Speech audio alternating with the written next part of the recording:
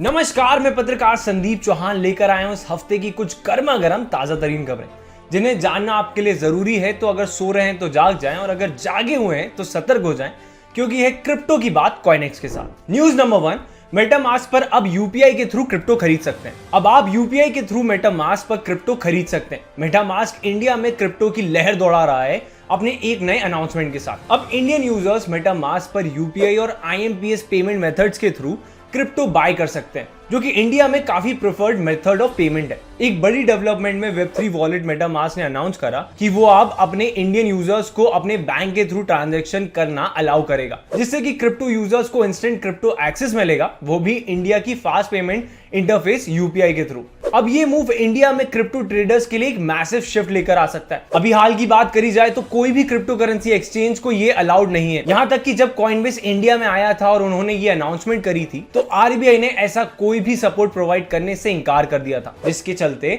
Coinbase को अपने Indian operations को बंद करना पड़ा। अब आपको क्या लगता है, ये नई डेवलपमेंट सुविधा लेकर आएगी या फिर नई दुविधा? कमेंट करके मुझे जरूर बताएं। News number 2, UAE central bank भी अब सीबीडीसी लेकर आएगा। यूएई का सेंट्रल बैंक भी अब अपने फाइनेंशियल ट्रांसफॉर्मेशन प्रोग्राम के तहत अपना सेंट्रल बैंक डिजिटल करेंसी यानी कि सीबीडीसी लॉन्च कर रहा है। अब इस सीबीडीसी लॉन्च के साथ ही यूएई क्रॉस बॉर्डर पेमेंट की इनएफिशिएंसीज को कम करने में और डोमेस्टिक पेमेंट्स में इनोवेशन लाने का प्लान कर रही है। सीबीडीसी के साथ साथ government unified card payment platform भी लाने का प्लान कर रही है, जिससे कि ई कॉमर्स को भी बढ़ावा मिले।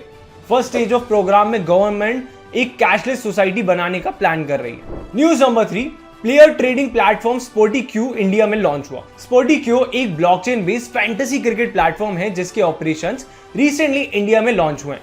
कंपनी ने कहा कि अब यूजर्स प्लेयर्स में इन्वेस्ट या फिर ट्रेड कर सकते हैं, बिल्कुल वैसे ही जैसे वो स्टॉक मार्केट में करते हैं। कंपनी ने अपने प्री सीड राउंड में एंजल इन्वेस्टर्स से 10 करोड़ रुपए की फंडिंग उठाई है और कंपनी क्लेम करती है कि उनके बेटा लॉन्च से ही उन्होंने 32,000 एक्टिव यूजर्स को एक्वायर करा है। कंपनी ने बताया कि उनका प्लेटफॉर्म एक परफॉर्मेंस रैंकिंग सिस्टम है जो कि एक एल्गोरिथम पर बेस्ड है। ये एल्गोरिथम बैटिंग, बॉलिंग और फील्डिंग स्टैटिस्टिक्स को असाइन करके हर प्लेयर को इंडेक्स रेटिंग देती है, और जब यूजर्स के सिलेक्टेड प्लेयर्स अच्छा परफॉर्म करते हैं तो उनके पोर्टफोलियो के बेसिस पर उन्हें कैश डिविडेंड्स भी मिलते हैं। न्यूज नंबर 4, डिज्नी इंडिया में अपना मेटावर्स प्लेटफॉर्म स्टारवर्स लेकर आ रही है। ऐसा माना जा रहा है कि मेटावर्स यूजर इंटरफेस का एक अलग ही डायमेंशन ओपन कर देगा। रियल टाइम इंटरैक्शन प्रोवाइड करके यूजर एक्सपीरियंसेस को बढ़ाने का पोटेंशियल है मेटावर्स में, और इसी पोटेंशियल को रिकॉग्नाइज करते हुए अब डिज्नी स्टार, जो कि मीडिया जाइंट वॉल्ट डिज्नी का इंडियन आर्म है, इंडिया में अपना मेटावर्स स्टारवर्स लॉन्च कर रहा है। स्टारवर्स का लॉन्च आईपीएल के साथ साथ होगा। इस मेटावर्स प्लेटफॉर्म को डिज्नी स्टार अपने स्पोर्ट्स फैन के लिए